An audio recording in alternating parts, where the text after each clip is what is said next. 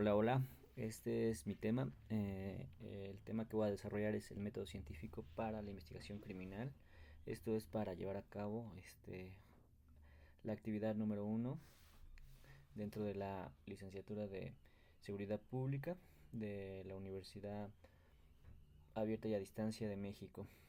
Bueno, como introducción, pues tenemos que entender que el método científico es uno de los pasos y métodos y procedimientos para llevar a cabo cualquier tipo de situación, no solamente para este el primer respondiente, que es la policía en los tres niveles de gobierno, sino que también para el personal técnico, científico, que es la policía científica, los peritos, y el personal legal, que sería los fiscales.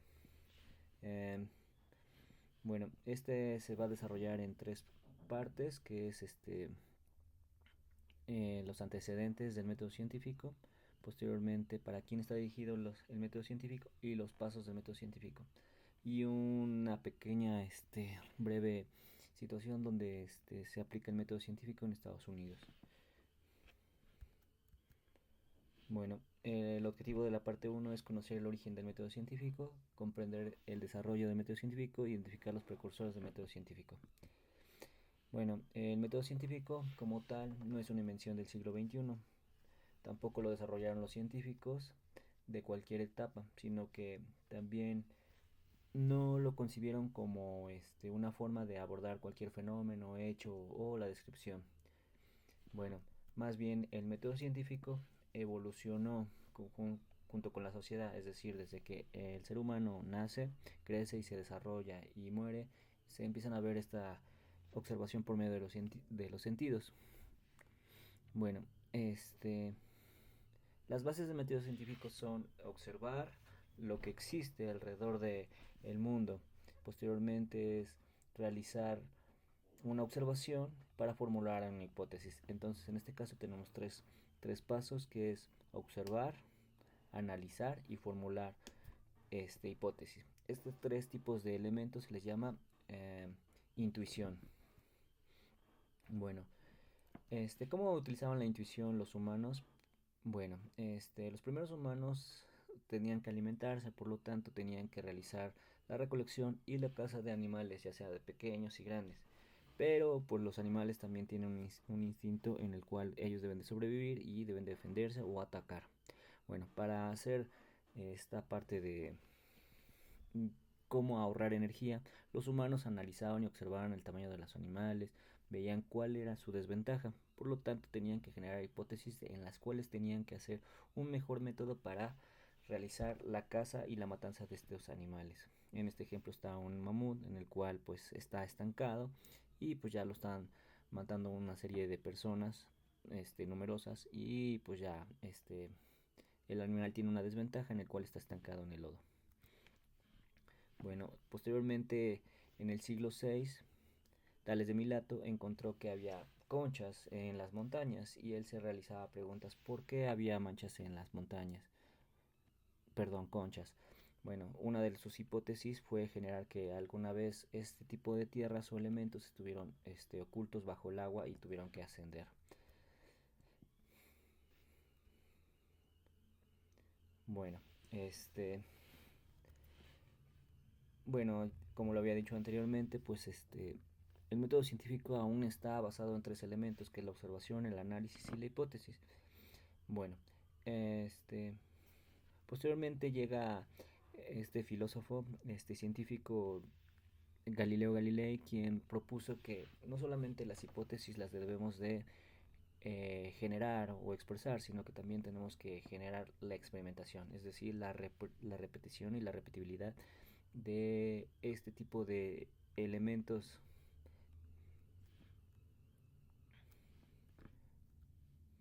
Posteriormente, había, en contraste a Galileo Galilei, estaba Descartes, que él mencionaba que la generación de las ideas debían estar formuladas en un procedimiento, en un pensamiento calculado para llegar a conocer todo. Entonces, el pensamiento o la hipótesis debería ser reflexiva. Posteriormente tengo a este filósofo que es Sir Francis Bacon y unió estas dos perspectivas, la de Galileo Galilei y la de Descartes en su obra Novum Organum, en donde mencionó que los pensamientos deben de estar basados en la experimentación y la reflexión, no solamente en la observación. Entonces aquí tenemos la conglomeración de los 5 pasos, que es la observación, el análisis, la hipótesis, la experimentación y la reflexión, es decir, la emisión de una conclusión racional. Bueno, entonces ya lo que había dicho, que el método científico está basado en la observación, recopilación, en el análisis. Tales de Mileto hizo el primer registro de las hipótesis de los fenómenos. Galileo Galilei señala la experimentación y la formulación. Eh, Descartes señala la reflexión y Sir Francis conglomera en su obra este tipo de elementos. Bueno, el siguiente tema es el método científico para una herramienta obligatoria para la investigación criminal. Bueno, acá tenemos que entender quiénes son los autores que ingresan en este tipo de metodología, cuáles son las habilidades, la finalidad y la importancia de la investigación criminal. Bueno, los autores, dentro del proceso tenemos a los fiscales, ministerios públicos, la policía investigador o científica, los analistas criminales y los expertos en las ciencias forenses, que son los peritos. Y no solo se tiene que basar en ellos, sino que también tenemos a los primeros respondientes, que también son una entidad que llega al primer lugar, y en caso de ausencia de todos ellos tienen que priorizar los lugares de intervención y tienen que procesar los lugares de hecho. Bueno, la investigación criminal no solamente requiere de capacitación, sino también necesita de habilidades de las personas que requieran saber qué fue lo que pasó, tecnología y conocimientos y ciencia.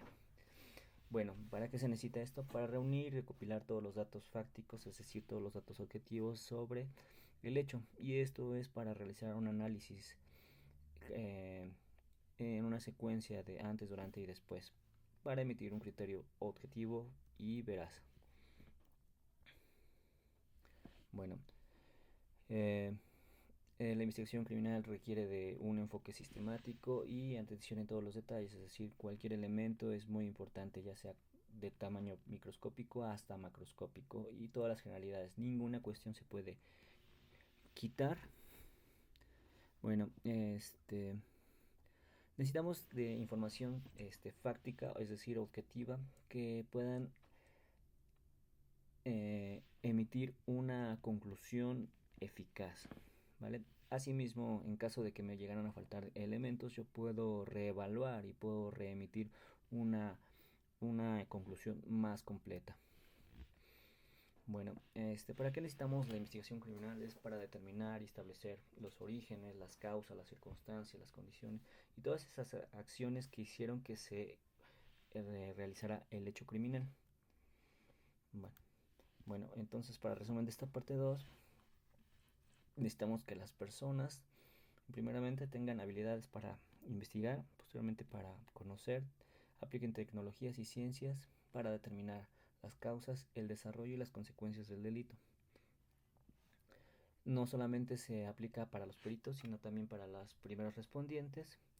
Las personas que están enfocadas en la investigación criminal deben de aplicar estas observaciones a primeros detalles, es decir, muy minuciosamente. Y por último, todos estos elementos, y es obligatorio evitar la pérdida de la información aplicando pasos sistematizados y ordenados. Bueno, ¿cómo aplico la investigación criminal? Bueno, para Ross Garner y la investigación científica en Estados Unidos define que el método científico debe de estar aplicado en primer lugar con definir un problema o la pregunta, que serían las preguntas de investigación, que qué, cómo, cuándo, dónde, con qué, para qué. Reconocer las variables o formular hipótesis, es decir, tipos de lugares, tipos de iluminación, si necesito materiales, etc. Recopilar y sopesar evidencia, es decir, que toda la evidencia que yo haya procesado, recolectado y enviado deba ser confiable, o en su caso no es asociable a lo que es el hecho. Identificar predicciones, es decir, que yo a través de ciertas acciones yo pueda emitir una opinión en la cual crea que ya estoy más o menos definiendo lo que pasó. Posteriormente la reexperimentación, que es probar las predicciones y expresar una opinión, que serían las conclusiones de la investigación.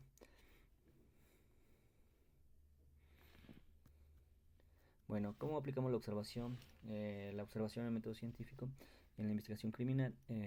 Primero se inicia con el llamado, con la asignación de la investigación y el rol y necesidad de servicio, es decir, que las personas que estén asignadas a la guardia deben estar capacitadas y deben de tener estas atribuciones y también alcances que puedan realizar el servicio. Identificación del lugar, no solamente del lugar, las personas, hechos, objetos o circunstancias. Definición del problema, evaluar el lugar, preparación de los recursos, es decir, que yo tenga el personal, las herramientas, materiales, reactivos o laboratorios móviles para que yo pueda realizar mis tareas.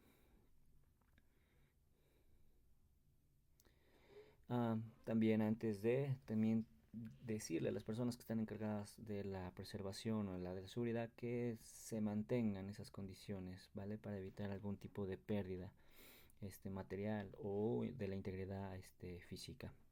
También tener los permisos, es decir, no puedo ingresar a cualquier lugar, sino que también tengo que tener la autorización de la autoridad ministerial o de juez para ingresar a realizar mis actividades. Bueno, definición del problema, qué es lo que necesito determinar, es decir, si se trata de un lugar de un homicidio, un suicidio u otro tipo de delito, o si en su caso este delito está acompañado de otro tipo de delitos, ocultamientos o otros tipos de delitos este, físicos o se desprenden o se desprendieron de este delito una consecuencia de delitos. Restringir los accesos, es decir, que nadie puede ingresar y que nadie puede entrar, tocar, mover o contaminar lo que es el lugar.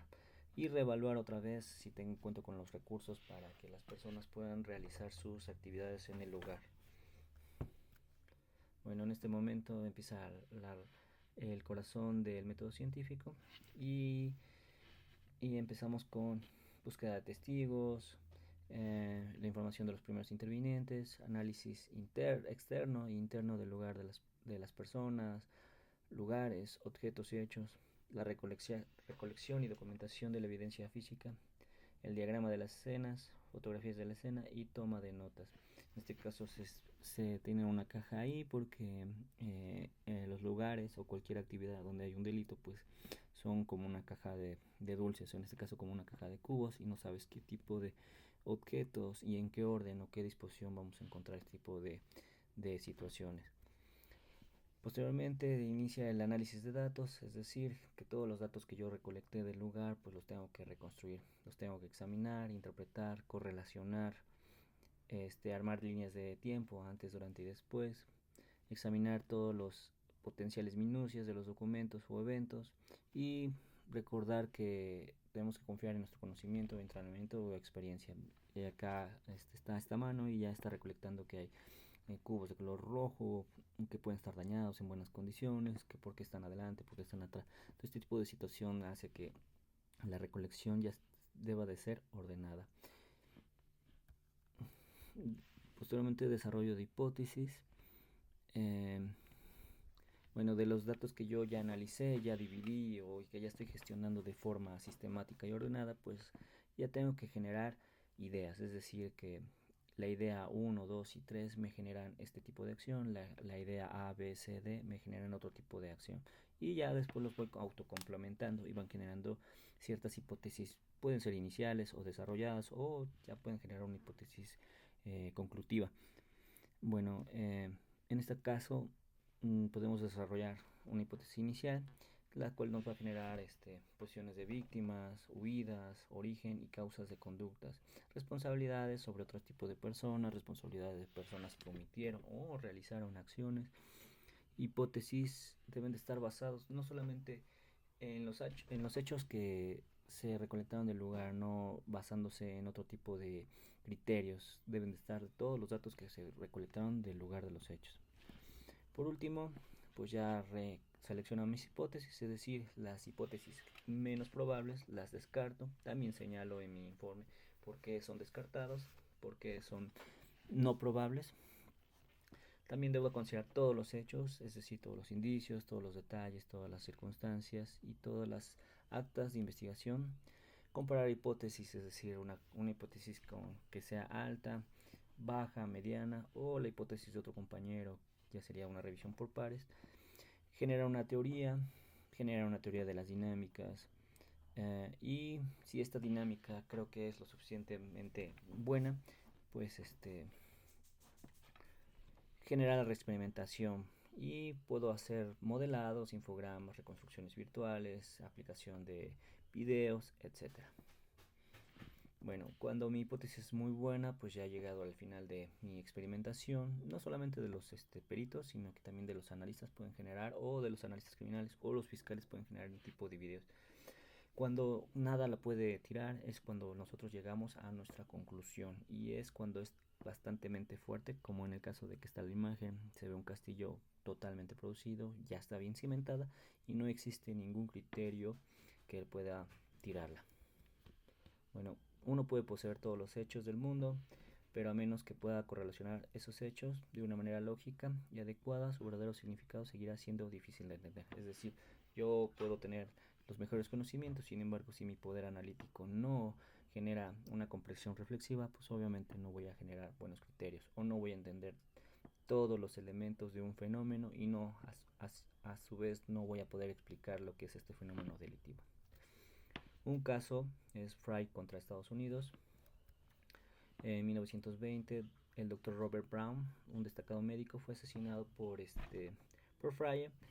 Eh, bueno, la fiscalía recolectó una coartada y una confesión. Sin embargo, su abogado este, realizó lo que fue una prueba de detector de mentiras, y en este caso su profesor, el que se lo aplicó, era un maestro de nombre William Marston, que es un abogado y psicólogo, profesor en Harvard, y el cual dijo que el polígrafo hizo que pasara.